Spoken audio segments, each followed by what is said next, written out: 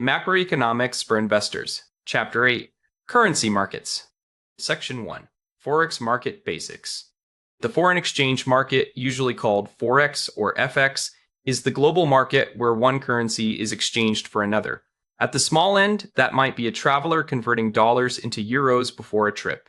At the large end, it includes banks, multinational companies, hedge funds, and asset managers moving very large sums across borders. This market is essential for international trade because importers, exporters, and investors constantly need to convert cash flows from one currency into another. It also matters for investment portfolios because the value of a foreign asset is never just about the asset itself. The currency matters too. And beyond those practical uses, Forex is also a major arena for speculation, where participants try to profit from moves in exchange rates.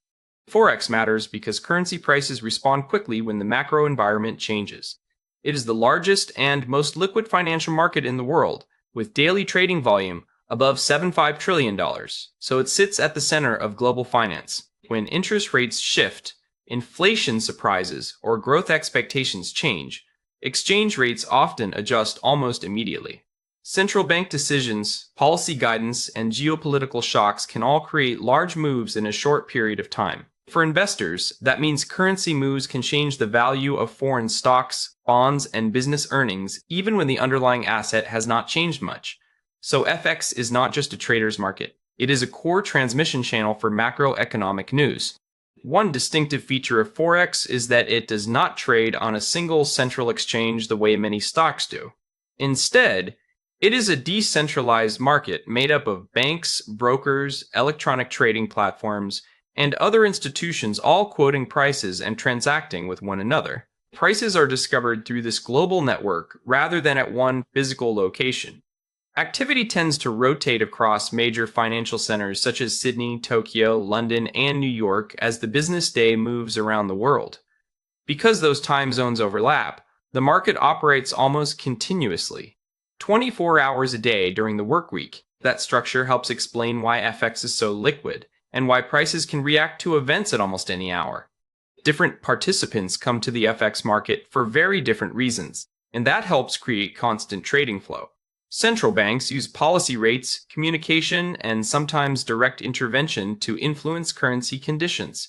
Commercial banks facilitate client transactions, make markets, and also trade directly with each other. Corporations enter the market because they need to pay suppliers, receive foreign revenue, or hedge the risk that exchange rates will move against them. Investment funds and retail traders are more likely to express views on macro trends, valuation, or short-term price moves. So not every FX trade is speculative. Much of the market exists because the global economy naturally creates currency exposure. In spot Forex, currencies are always quoted in pairs, because every exchange involves two currencies at once. If we see Euro/USD at 1.750, that means 1 euro is worth 1.750 US dollars. The first currency, euro, in this example, is called the base currency. The second, the dollar, is the quote currency. If you buy euros with USD, you are buying euros and simultaneously selling dollars. That is an important habit to build early, because every Forex trade is really a relative view, one currency strengthening or weakening against another.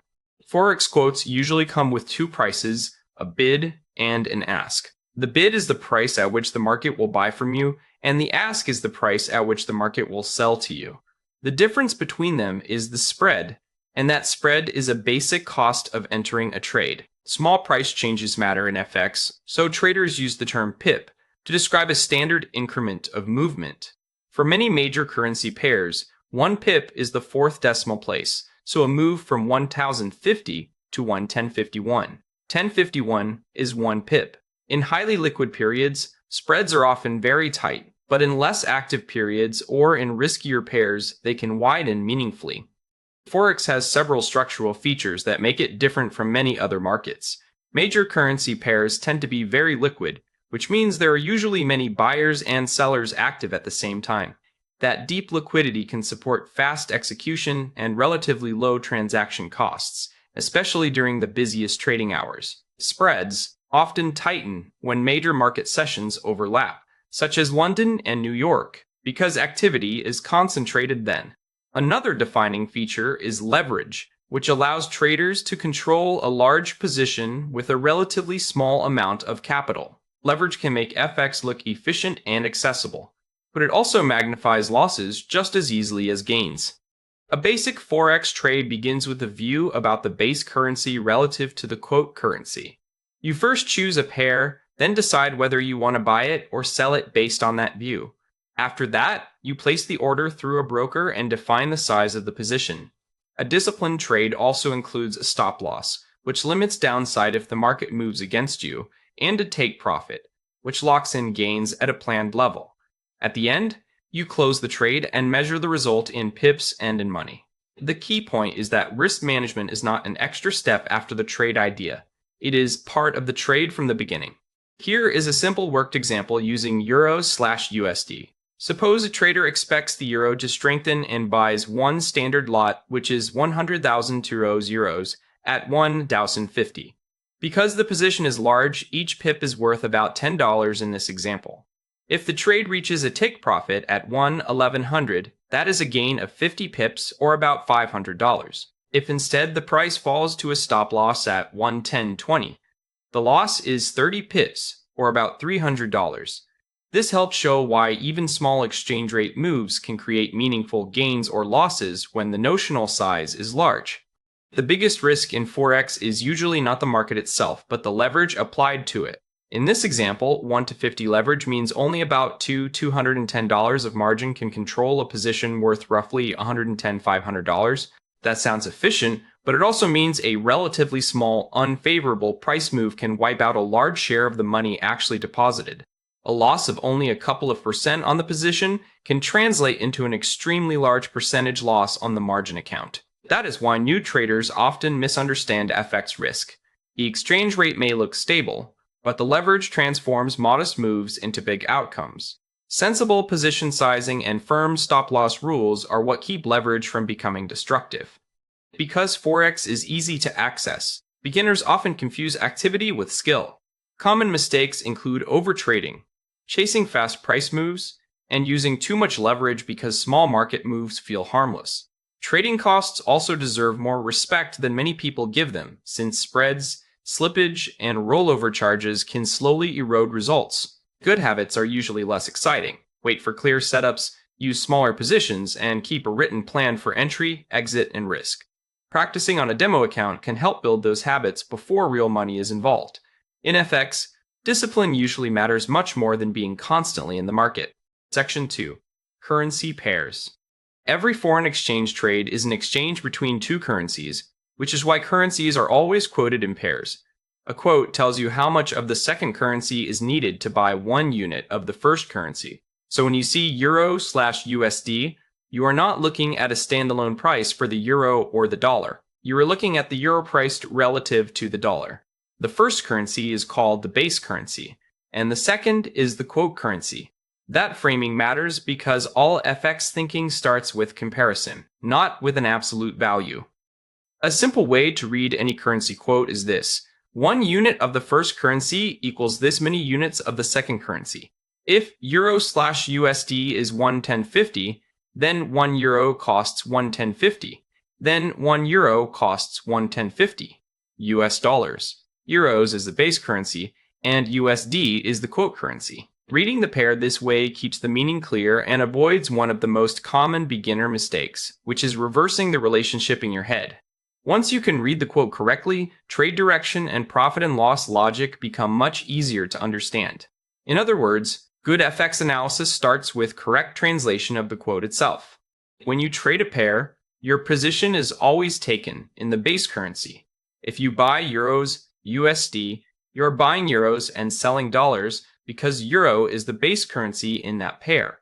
If you sell euros USD, you're doing the reverse, selling euros and buying dollars. So being long the pair means you think the base currency will strengthen against the quote currency.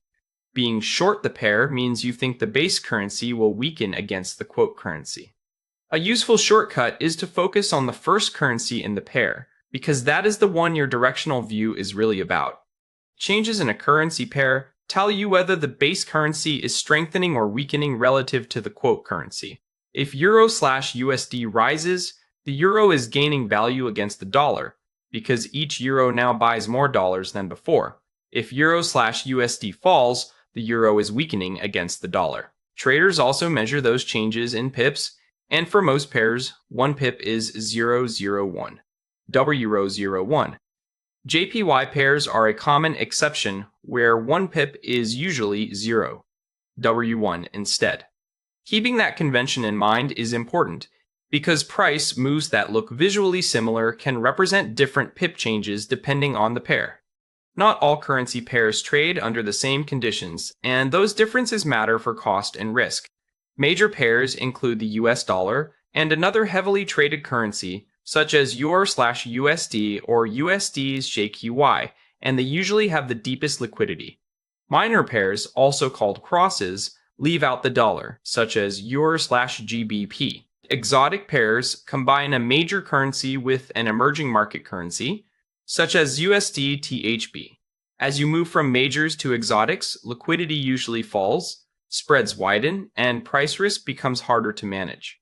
For investors and traders alike, that means the type of pair affects not just the market opportunity, but the quality of execution.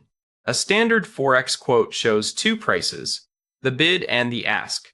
The bid is the price the market will pay for the base currency, and the ask is the price the market charges for the base currency. The spread is simply the ask minus the bid, and it represents an immediate transaction cost. For example, if Euro/USD is quoted at 110.28/1, 10.52, the spread is 0. EDO04 pips. If you buy, you enter at the ask, and if you sell, you enter at the bid. That means every new trade usually starts slightly negative, because the market has to move enough to cover the spread before you break even. The spread matters because it is the cost of getting into the trade, whether you are right or wrong about direction. If the spread is 5 pips, the market needs to move 5 pips in your favor just for you to break even. On small positions that may feel minor, but on larger positions, those pip costs turn into real money quickly. This is one reason highly liquid major pairs are often more attractive for active trading. The spread is usually narrower. Exotic pairs often have much wider spreads, so the hurdle to profitability is higher from the start. In practice, traders should always think about expected return after costs, not just before costs. Consider a worked example in USD/JPY. Suppose the quote is 109.28/109.30, and a trader expects the dollar to strengthen against the yen. Because she is buying the pair, she enters at the ask, which is 109.30, meaning she buys dollars and sells yen. Buying 130, meaning she buys dollars and sells yen. Buying 100, $30.00 at that rate costs 10.30 yen. Later, if she exits by selling at the bid of 199.78, the gain is 0, 48 yen per dollar. Since JPY pairs use 0.01 is 1 pip, that move equals 48 pips, or about 48.38 pips, or about 48.30 yen on the position. Sometimes you want the exchange rate between 2 currencies that are not directly quoted to you, and that is where a cross rate comes in. A cross rate uses 2 pairs that share a third currency, often the US dollar, to infer the missing rate. For example, if Euros/USD is 1/2000 and GBP/BP/USD is 1/23, then Euros/GBP is approximately 1/20,000 divided by 1. GBP is approximately 1/3500, which equals 0.88889. That tells you 1 euro is worth about 0.8889 pounds. The logic is simply that both currencies are first expressed through the same reference currency, then compared with each other. Cross-rate calculation is useful because it helps you understand relationships across the wider FX market, not just in dollar-based pairs. Selling a pair works as the mirror image of buying it. Suppose GBP/USD is quoted at 138.38205, and you sell 50.3007 pounds at the bid of 1.38.5, and you sell 50 double euro pounds at the bid of 1. $38.50 because you expect the pair to fall. That sale gives you $69.30. If the bid later falls to $137.80, you can buy back the pounds at a lower price, which is what creates the profit. The move from 138.00 to 137.80 is 20 pips, and on 50 30,000 that works out to about $100. The important pattern is simple. When you sell first, profit comes from buying back lower later. Most mistakes with currency pairs come from misreading the quote or overlooking how costs work. One common error is mixing up the base and quote currencies, which leads to the wrong interpretation of what buying or selling actually means. Another is ignoring the spread, even though it is a real and immediate trading cost. People also sometimes assume all pairs trade like Euro/USD, but liquidity and execution can be very different in minor and exotic pairs.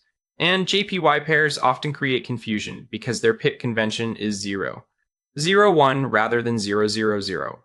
The broader lesson is that small technical misunderstandings in FX can produce large practical errors. Section 3. Exchange rate drivers. Exchange rates can look noisy in the short run, but underneath that noise is a basic supply and demand process. A currency tends to strengthen when more market participants want to buy it than sell it, and weaken when the reverse is true. What changes that demand is usually some mix of economic data, central bank policy, capital flows, and investor expectations. The market is especially sensitive to surprises because currencies reprice as people reassess what a country's assets, yields, and risks look like compared with others. For investors, this matters because foreign returns are translated through the currency as well as through the asset. So even if a company or bond performs well locally, the final result can still change materially once exchange rates move. Most currency moves can be organized into 4 broad groups, which helps make a fast market easier to interpret. The first is economic fundamentals, such as growth, inflation, productivity, employment, and fiscal conditions. The second is interest rate differentials, since relative yields often influence where capital wants to go. The third is trade and capital flows, meaning the actual movement of money through exports, imports, portfolio investment, and direct investment. The fourth is market sentiment and political risk, which can shift quickly and sometimes dominate everything else. In real life, these drivers often overlap, so one currency move may reflect several forces at once rather than a single clean cause. Over longer periods, the underlying health of an economy plays a major role in currency appeal. Investors usually prefer currencies linked to economies with more stable inflation, credible institutions, sustainable public finances, and better growth prospects. Low and stable inflation helps preserve purchasing power, while strong productivity and employment make local assets more attractive. By contrast, high inflation steadily erodes the value of money and can reduce confidence in policy management. If investors begin to doubt policymakers or fiscal stability, that loss of confidence can pressure the currency even before the economy visibly weakens. So fundamentals shape the long-term reputation of a currency, even as short-term market swings are driven by faster-moving news. Interest rates often drive the fastest and clearest reaction in foreign exchange. If one country offers a meaningfully higher yield than another, investors may shift money toward its deposits, bonds, and other financial assets. To make those investments, they first need to buy that country's currency, which can push it higher. What matters most is not the rate level by itself, but the difference in rates relative to other countries. That is why FX traders pay so much attention to central bank decisions, policy guidance, and bond yields. Even before a rate changes, signals from the central bank can move the currency because markets are constantly repricing future relative returns. In currency markets, expectations often matter more than the headline itself. A central bank can deliver exactly the rate move everyone expected, and the currency may barely react, because that decision was already priced in. What really moves FX is the gap between expectations and reality. If policymakers sound more hawkish than expected, suggesting tighter policy or a higher future rate path, the currency may strengthen. If they sound more dovish, even after a rate hike, the currency can weaken because the market was hoping for more. This is why investors should not stop at the question of what happened. They also need to ask what the market had already anticipated. Trade flows affect currency demand because exports and imports create a need to buy and sell currencies. A country with a trade surplus may see support for its currency since foreigners need that currency to pay for its goods and services. A trade deficit can create the opposite pressure over time, but trade is only part of the story, and often not the dominant one. Capital flows into stocks, bonds, factories, and real estate can more than offset a trade deficit if global investors find the country attractive.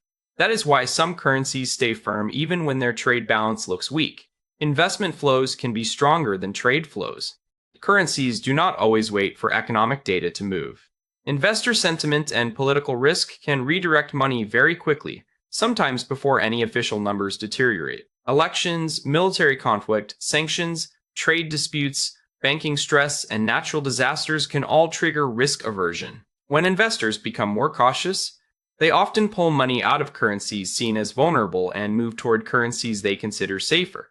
That means a currency can weaken first, with weaker economic data showing up only later. In that sense, FX markets are often forward-looking indicators of fear, confidence, and shifting risk appetite. Currencies can move quickly because exchange rates are always relative, not absolute. It is not enough for one economy to look strong on its own. It has to look stronger than the economy on the other side of the pair. Several forces can hit at once, such as bond yields rising, growth improving, inflation surprising, and political conditions stabilizing, all reinforcing the same direction. At the same time, the other currency in the pair may be weakening for its own reasons. The same piece of data can even help one currency while hurting another, depending on what it means for each economy. This relative comparison is why FX can reprice so sharply when multiple narratives align at once. A central bank decision usually affects currencies through a chain reaction rather than through the headline alone. First, policymakers announce a rate move or policy signal.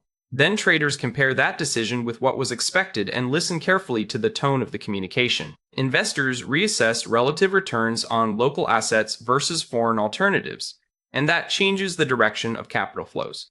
Those capital flows then feed into the exchange rate itself. Later economic data may confirm the initial move and extend it, or contradict it and cause a reversal, which is why an apparently simple rate hike can still lead to a weaker currency if the market expected something even more aggressive. Suppose the European Central Bank raises rates while the Bank of Japan stays unchanged. That wider euro-yen rate gap can make euro assets look more attractive, encouraging investors to sell yen and buy euros, which can push euro/JPY higher.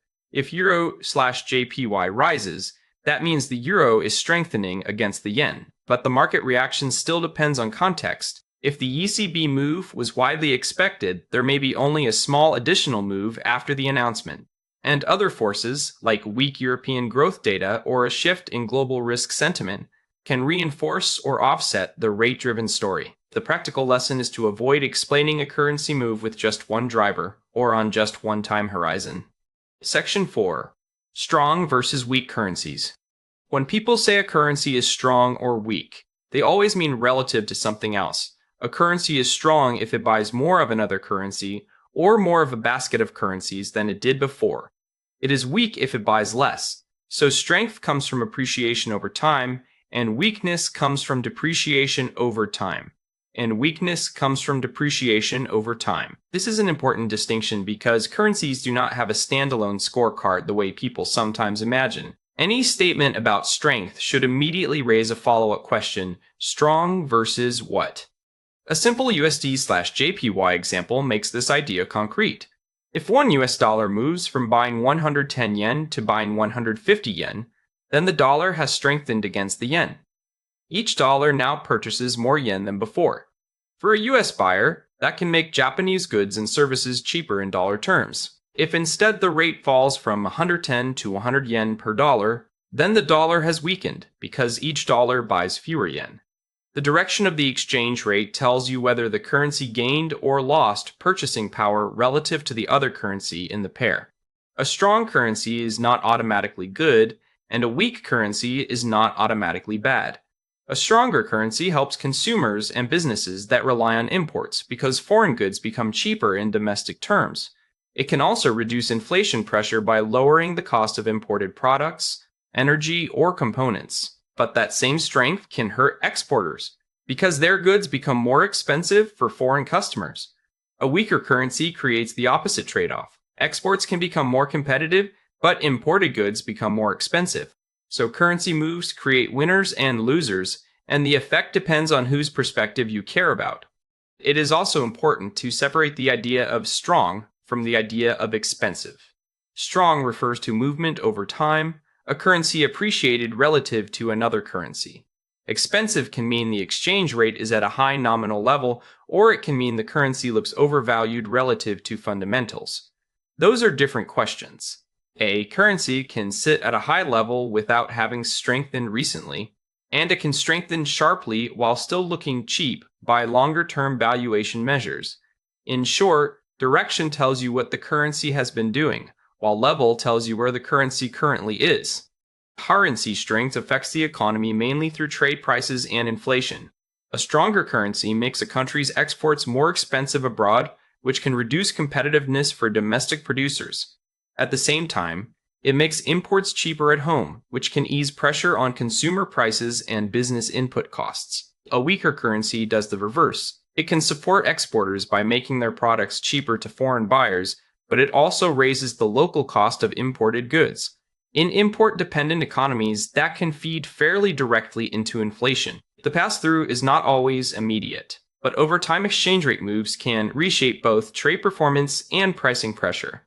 Investors care because any international investment contains two moving parts, the asset itself and the currency it is denominated in.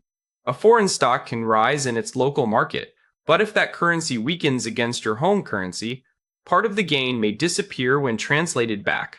The reverse is also true. A favorable currency move can improve your home currency return, even if the local asset return is modest.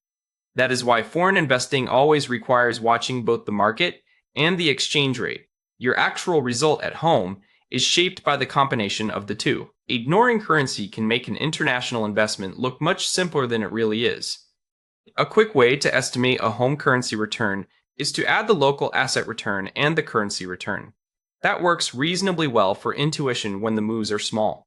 But the exact method is slightly different because returns compound. The full formula is 1 plus the local return multiplied by 1 plus the currency return minus 1. So if the asset gains 8% locally and the currency gains 5%, the quick estimate gives you 13%, while the exact answer is 4%.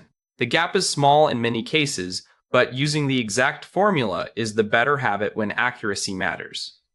Consider a Canada example where the exchange rate moves from 1.30 Canadian dollars per US dollar to 1.40.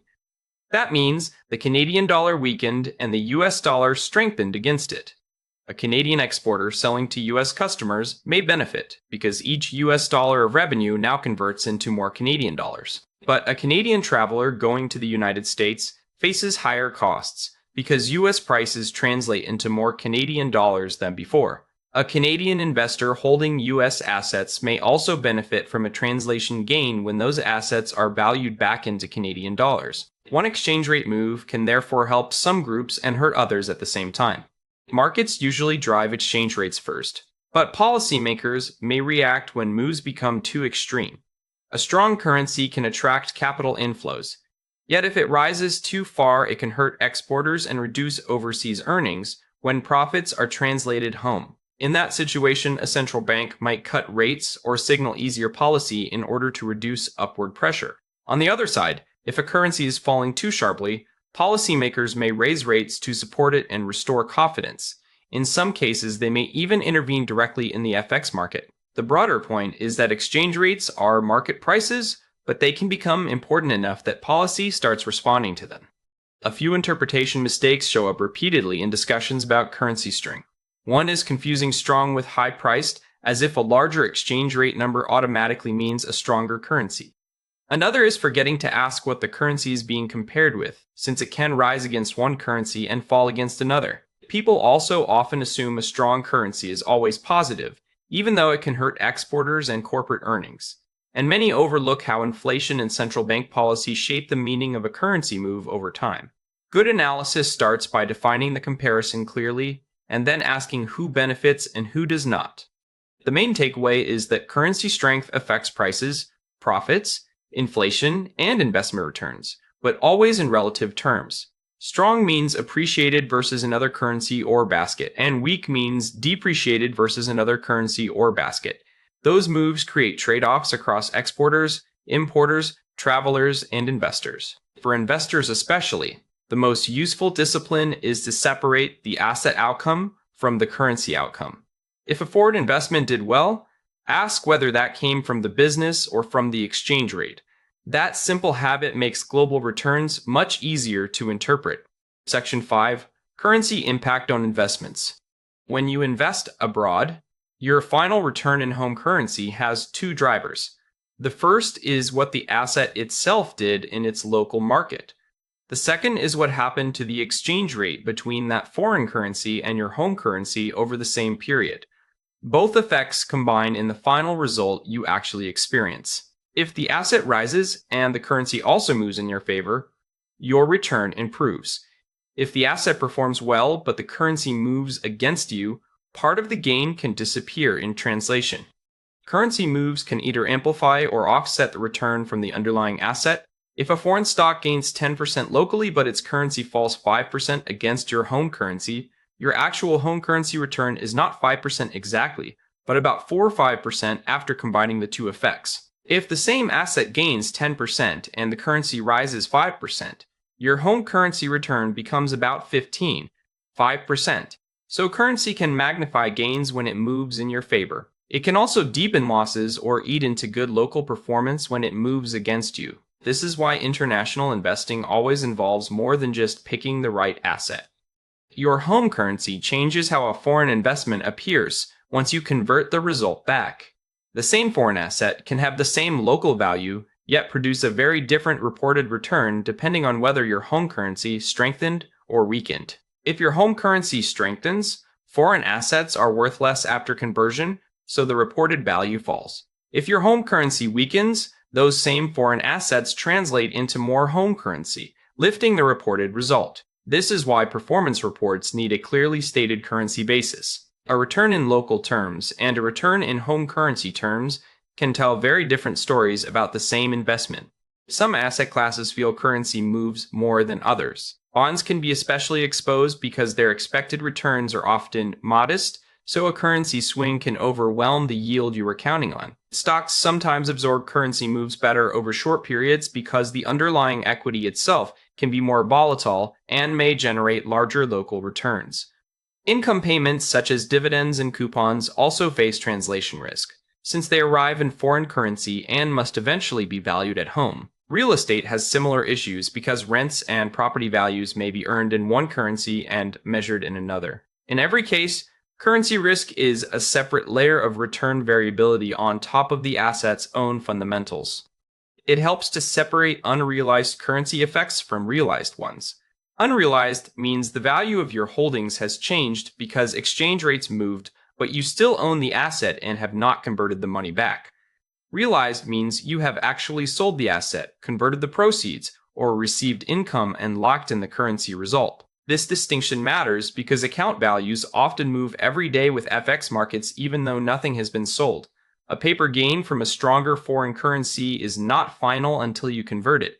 Thinking this way prevents confusion between mark-to-market changes and outcomes that have truly been secured.